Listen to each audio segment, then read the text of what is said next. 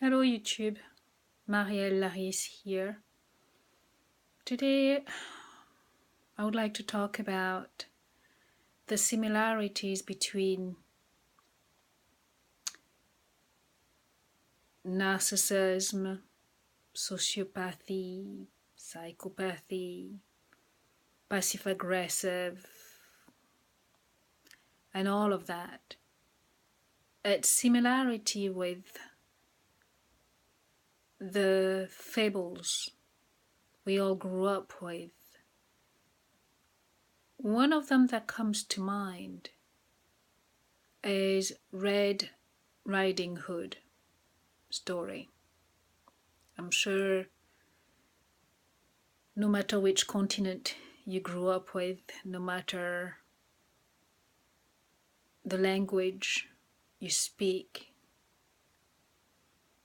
I'm pretty sure, except if you lived in the jungle or in the Amazonie somewhere deep down in the forest, but even then I'm pretty sure those people will have their own story that they will tell their children around the campfires. That will probably be very similar, very close to that one.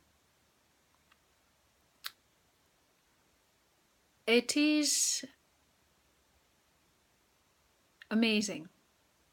The more I think about my experience, the more I am learning and able to connect the dots and go back in time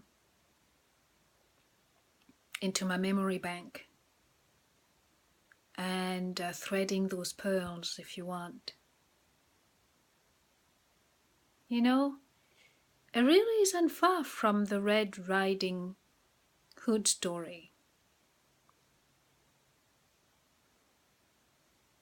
The way they seduce their target, the way they act, the way they,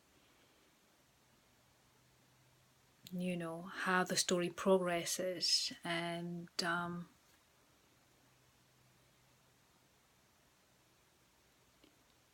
you've all heard the story. Oh, Grandma, why are your ears so big? Well, my dear, it's to better hear you. Well, there is no better listener than my husband. Over the years, I did notice how when I speak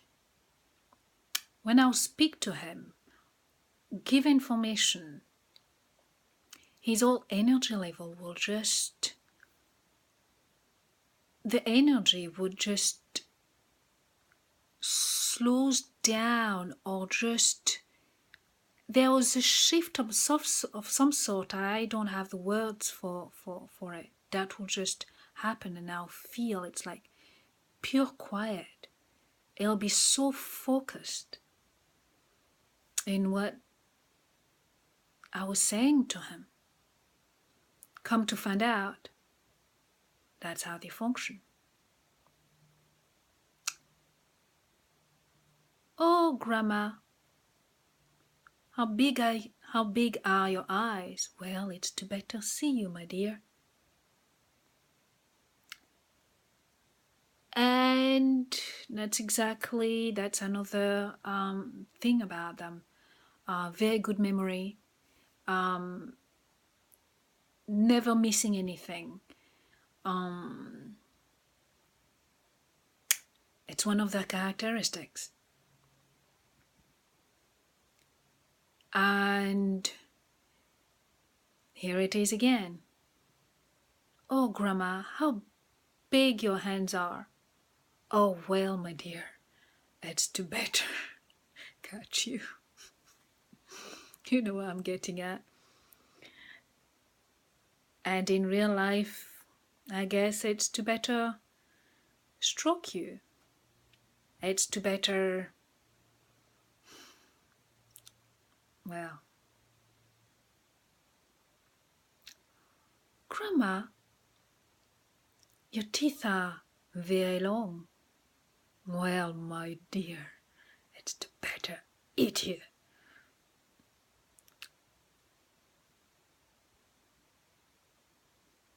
That's very much what my husband has done. Those are the steps. So similar. Just something to think about. An awful lot of those fables, those children's stories, seem so have a different meaning now for me. They're not just entertainment. I'm just realizing they do have a different kind of message, really. And one has to wonder whether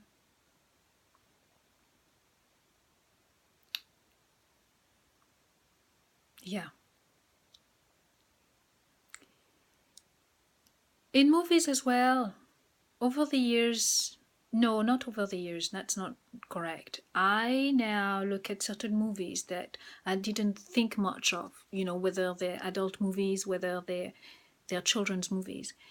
You find very much that theme between the main character and the baddie of the movie, where you always see the baddie always setting up the situation, and at the end, towards the end, always setting up a situation where they would catch the main character, and then you see them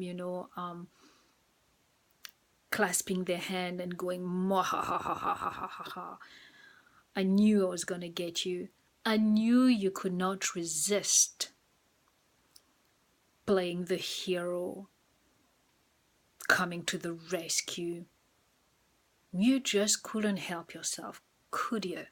I knew I was going to get you. I knew you would not resist the opportunity. This opportunity. And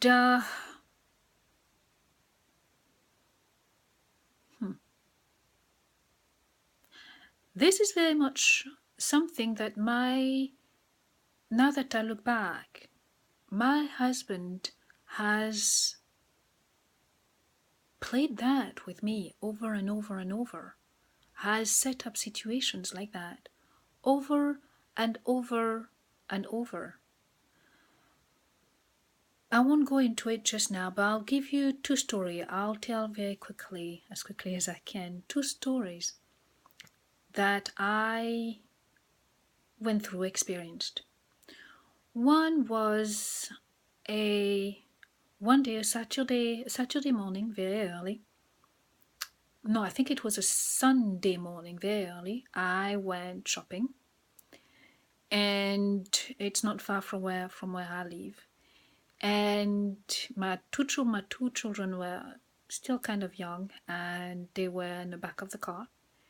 And I saw a young girl, a young Caucasian girl.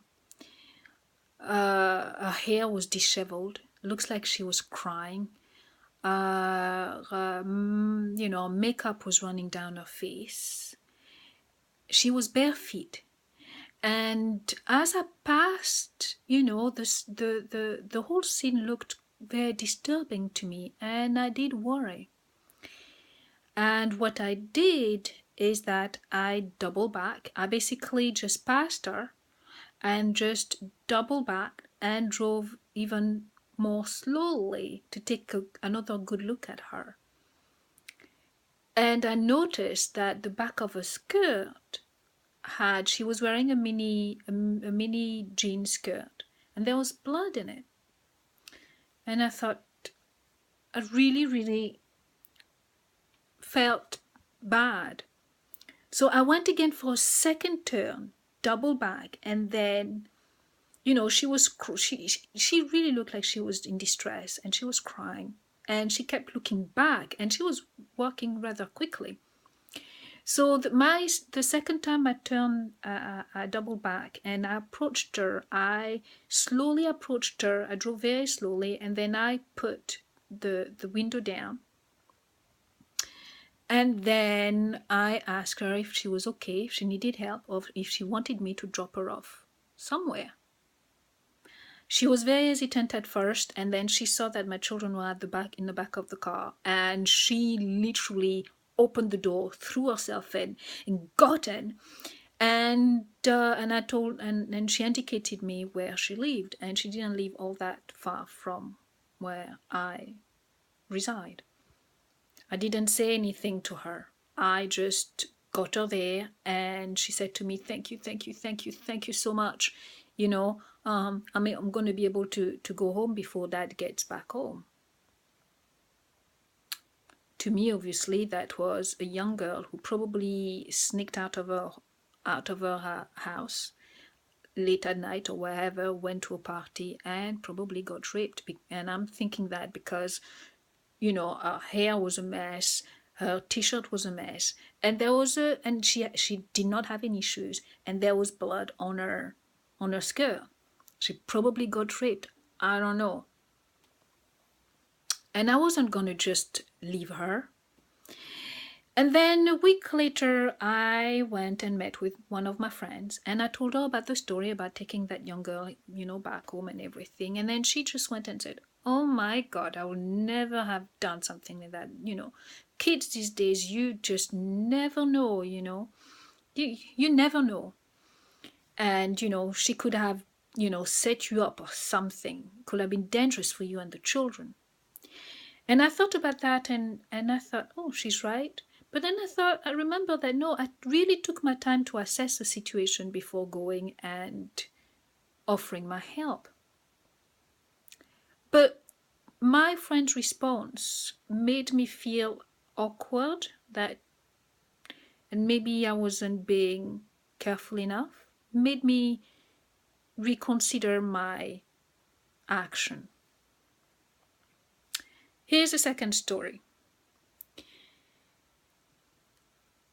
Another time, with my children in a car, I was driving, and at the edge of the road there was an old man who obviously looked completely drunk and fell, and he fell, and his feet were on the road, and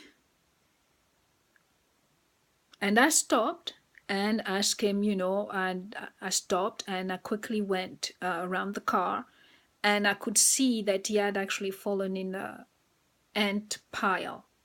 They were all over him. And I helped him out, and I quickly asked him where he lived and whether I could drop him off. And he said, "Okay, please do." And he indicated me where I live, and it turns out he actually was living in an old home, people's old home, a nursing kind of place.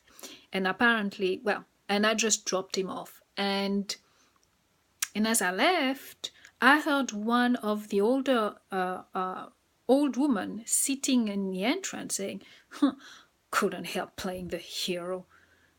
She couldn't, referring to me. Shocked me. I could not understand.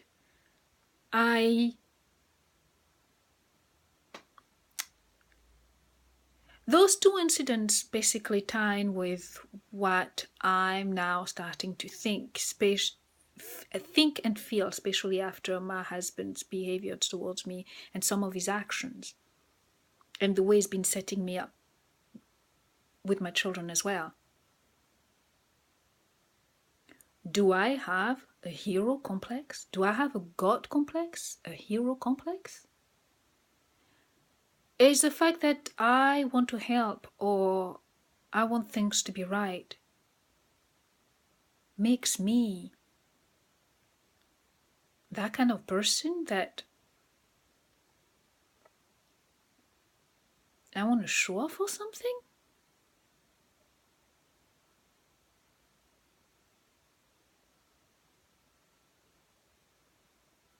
I'm doubting myself. I'm doubting my kindness, my spontaneity, the way I think about what's right and what's wrong. It forces me to reassess all of this. Here's another consequences of dealing with those people. Who am I? How should I act? Should I continue to be who I am?